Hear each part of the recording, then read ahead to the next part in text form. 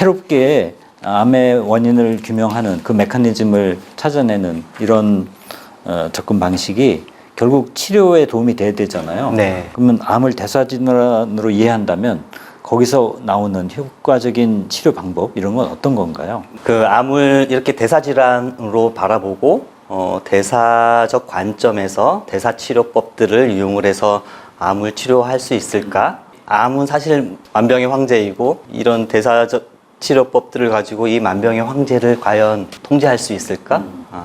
치료할 수 있을까? 저도 의문이 들기는 합니다. 이 대사질환이다라는 이론도 하나의 가설일 뿐이기 때문이죠. 그렇지만 이 관점은 이러한 시각은 암 치료에 있어서 좀 새로운 방향, 새로운 길을 이렇게 제시를 해주기 때문에요.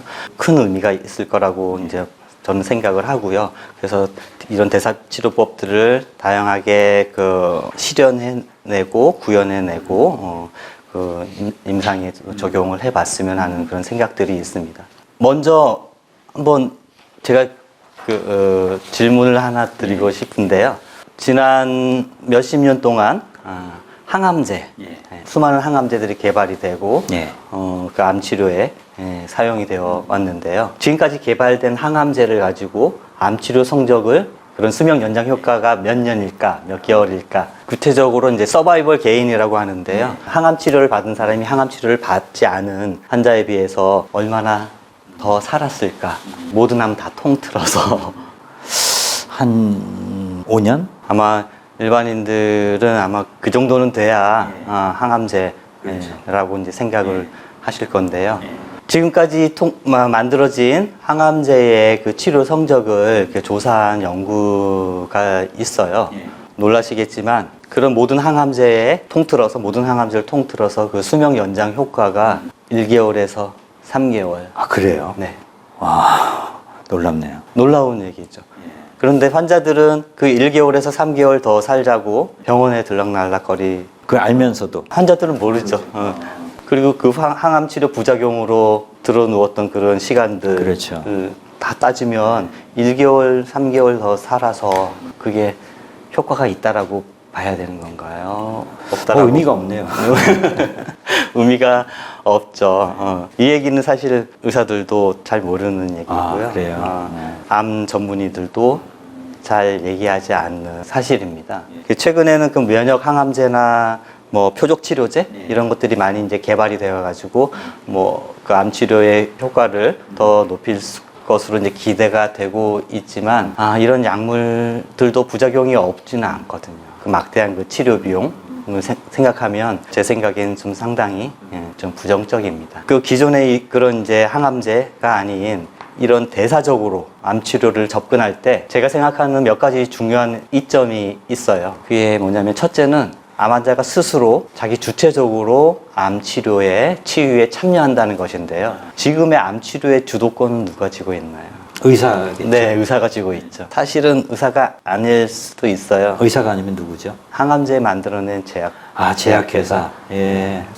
환자들이 자신의 그 섭생이라고 하죠. 생활 습관, 또 내가 먹는 거, 신체 활동, 움직이고 운동하고 하는 거, 또 스트레스 관리, 이런 데서 암이 생겨나는 거구나, 라고 이렇게 인식하게 되고요. 암세포를 내가 만들었겠구나, 라는 그런 인식에 도달할 수도 있습니다. 대사라는 것이 나의 생명활동, 삶을 위한 것이잖아요. 그래서 그 삶 자체이기도 하거든요. 그래서 암의 원인을 내 삶 그 자체에서 찾고 그 치료도 내 삶 자체에서 그 치료를 이제 구현하고 하는 그런 방향으로 나아가게 하는 거죠. 암 치료라는 것이 내 삶의 방식을 바꾸는 방식으로 해야 되겠다 하는 그런 마음의 의지를 내게 만들어요. 그 의사가 처방해주는 그런 약물 치료, 항암제 치료에 의존하는 것이 아니라 대사 치료는 내가 먹고 마시고 싸고 움직이고 하는 거기에 있구나라는 걸 알게 된다는 것이죠. 대사 치료하고 항암 치료, 항암제 쓰는 거 병행할 수도 있나요? 물론 그래야죠. 이 대사 치료가 항암 치료를 대체할 수 있는 건 아니에요. 대체는 안 되는군요. 네, 대체할 수 있는 건 아니고요. 같이 병행하는 것이 최선의 방법이라고 이제 볼 수가 있어요. 암 환자분들이나 암 환자의 가족 분들이 흔히 질문하는 게 항암 치료해도 뭐 별 소용이 없다던데 항암 치료 안 하면 어떨까요? 그런 이제 의사의 자문을 구하는데요. 저는 그 의사의 입장에서 함부로 얘기는 못하죠. 항암제 효과를 잘 활용해 봅시다라고 얘기를 해요. 어떻게 얘기를 하냐면 항암 치료는 일단 큰 불은 꺼줍니다. 큰 불은. 네. 뭐 수술을 해서 도려내고 항암제도 이제 종양의 크기를 이렇게 줄여주고 그래서 큰 불은 꺼줍니다. 거기서 도움을 받으세요. 그런데 잔불 끄는 거나 불탄 땅에서 건강한 새순이 올라오게 해주는 거는 항암제가 절대 해주는 게 아니에요. 의사가 해줄 수 있는 것도 아니고 병원에서 해줄 수 있는 것도 아니에요. 그거는 환자분 스스로 해야 되는 겁니다. 그래서 그 환자들이 스스로 해야 될 그 몫을 그 길, 그 방향으로서 대사치료가 이제 큰 의미가 있는 거죠. 비유로 말씀하시니까 다 와닿네요. 큰 불을 끄는 것과 잔불을 끄면서 동시에 새순이 돋게 하는 것 이해가 됩니다. 자, 근데요, 이 책에 또 보니까 또 다른 전문 용어가 있어서 궁금합니다. 케톤 이런 말이 나오거든요. 네. 보니까 암세포라는 게 아까 말씀하신 대로 포도당하고 글루타민 이걸 통해 성장하는데 이제 케톤 영양소를 활용할 때 대사치료 효과를 높일 수 있다 이렇게 나옵니다. 네. 그러면 이 에너지원인 포도당과 케톤의 차이 이게 뭐고 이런 반응을 통해서 어떤 효과를 우리가 기대할 수 있는지요? 아주 이제 중요한 점을 지적해 주셨어요. 사실 이게 포도당이라는 게 탄수화물을 소화시켜서 흡수된 게 이제 포도당이거든요. 그 포도당은 모든 세포의 주요한 에너지원이에요. 그 미토콘드리아에서 에너지를 만들어낼 때 다 포도당이라는 연료를 가지고 이제 그 에너지를 만들어냅니다. 근데 암세포의 미토콘드리아가 고장이 나면 이 포도당의 대사가 아까 말씀드렸다시피 해당이라는 그 발효 공정에서 딱 멈춰버리고 그 이후에 산화적 인산화 과정으로 진입을 안 하거든요. 그 암세포는 이 포도당의 발효 공정이 아주 지나치게 활성화되어 있고 또 보상 연료로서 포도당 말고 글루타민 대사를 이렇게 활용을 해서 거기서 또 조금의 ATP, 소량의 ATP를 또 만들어냅니다. 그래서 암세포의 주된 연료, 에너지원은 포도당과 글루타민이다라고 하는 거고요. 케톤이 어떻게 등장을 하냐면요. 케톤은 사실 그 우리 몸의 정상세포에서도 에너지원으로 사용을 하게 되는데요. 언제 특히 많이 사용을 하냐면 굶었을 때. 굶었을 때. 네. 굶었을 때 우리 인체의 그 지방 조직에 저장되어 있는 그 지방산을 활용을 해서 간에서 케톤을 만들어내고요. 그 케톤을 그 세포의 미토콘드리아에서는 에너지 생산하는 그 연료로 사용할 수가 있어요. 그래서 정상세포는 케톤을 사용할 수가 있어요. 암세포는 미토콘드리아가 고장이 났기 때문에 케톤을 연료로 사용할 수가 없어요. 암세포는 오로지 포도당과 글루타민 그 두 가지. 케톤은 NO. 케톤 식이요법이라는 거는 암세포가 싫어하는 못 먹는 케톤 영양소를 많이 그 공급을 해주고 대신에 포도당과 글루타민은 줄여주는 그 암세포를 굶기는 기아 상태에 빠뜨리게 만드는 그런 치료입니다. 그러면 구체적으로 그런 음식은 어떤 거가 있어요? 그래서 그 케톤 형성 식이요법이라는 게 있습니다. 그래서 케톤을 많이 공급해 줄 수 있는 음식에는 케톤은 그 지방에서 이제 만들어지는 거기 때문에 핵심은 지방. 야채나 그런 게 아니라요? 야채를 포함해서 지방. 야채는 영양소가 없잖아요. 탄수화물, 지방, 단백질이라고 하는 그 에너지 그 영양소가 없고 뭐 비타민이나 미네랄이나 항산화제나 그런 생리 활성 물질들은 많이 풍부하게 있는데 케톤 식이요법에는 당연히 야채 채소를 많이 먹어야 됩니다. 지방의 섭취량을 좀 더 늘리는 거죠. 그래서 좋은 지방 이라고 한다면 여러 가지가 있는데 오메가3 지방이 많이 함유된 뭐 어류, 좋은 기름, 뭐 아마씨 기름이나 뭐 올리브 기름, 들기름이나 그 씨앗류, 견과류 그런 쪽의 섭취를 늘리는 게 좋은 지방 공급의 이제 원천이 되고요. 그거는 암 예방이기도 하고 암의 치료에도 해당이 되는 건가요? 그렇죠. 암의 대사치료법. 치료법이고요. 암이 안 걸렸어도 그런 걸 미리 많이 먹어놓으면 도움이 되는 네, 거고. 네. 예. 근데 혹시 부작용은 없습니까? 케톤 식이요법의 이제 부작용이라고 하면 일단 맛이 없어요. 사람들은 이제 단 거를 찾잖아요. 뭐 빵이나 뭐 과자나 설탕 음료나. 근데 케톤 식이요법은 그런 탄수화물, 특히 단당류 탄수화물들은 거의 제한을 하거든요. 그 밥도 뭐 밀가루나 이런 흰쌀밥 이런 것도 제한을 하고요. 그래서 음식이 맛이 없고 그래서 좀 수능도가 많이 떨어져요. 그리고 배고파요. 기운 빠지고 허기가 집니다. 아니 좋은 고기를 많이 먹으면 괜찮은 거 아니에요? 고기도 좀 제한을 합니다. 아, 제한을 해요. 그래서 지방과 비지방의 비율을 3대 1에서 4대 1. 탄수화물 섭취량이 거의 60에서 80%까지도 우리나라 식단에서는요. 그렇게 되잖아요. 탄수화물 줄이고 지방의 섭취량을 늘리는 게 사실은 상당히 곤혹스럽습니다. 예. 고기를 다들 좋아해서 괜찮을 줄 알았더니 좀 다른 얘기네요. 물론 뭐 담배 당연히 끊어야 되겠죠. 담배는 이 세포에 어떤 영향을 줍니까? 담배는 몇천 가지, 수천 가지의 그 발암성 화학 물질들이 있어서요. 그런 발암성 화학 물질들이 인체에 산화 스트레스를 줘요. 직접적으로 세포를 손상시키고 유전자 DNA도 손상시킬 수가 있죠. 자, 그럼 또 한 가지 질문이 이제 암을 이겨내 완치 판정받은 그런 분들이 있거든요. 그런데도 또 재발할까 두려움이 굉장히 크단 말이에요.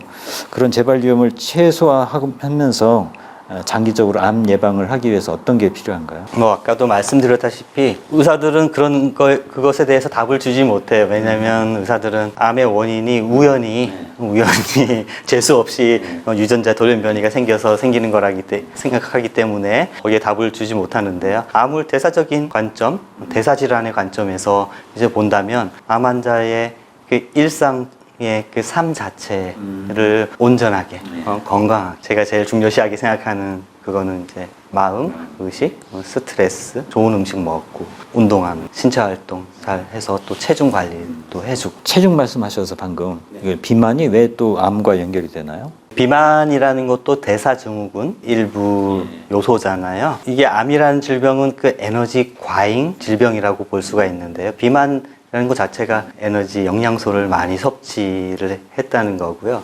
비만인 사람은 암세포에 포도당 연료를 더 많이 공급하게 되는 거죠. 암세포를 살려주는구나. 네. 예. 비만한 사람의 그 지방 조직에서는 산화 스트레스를 주는 그런 사이토카인들이 많이 분비가 돼요. 그래서 염증성 사이토카인이라고 하는 인체의 세포에 그런 산화 스트레스를 주게 되고 세포의 대사 과정에 그 문제를 일으키게 되죠. 단식 있잖아요. 뭐 네. 간헐적 단식도 있고 뭐 칼로리 제한 이런 것도 있는데 이런 것도 암 예방 효과가 있나요? 네, 단식이 암 치료에 도움이 된다라고 하는 연구들은 사실 상당히 많아요. 항암 주사 맞기 전에 하루 이틀 금식, 단식하고 가면 항암 치료 효과가 더 좋아진다는 그런 이제 연구도 있고요. 보통 잘 먹어야 된다 그러는데 다른 맞아요. 암 환자들은 치료 잘 이겨내려면 잘 먹어야 된다고 그렇게 생각을 하잖아요.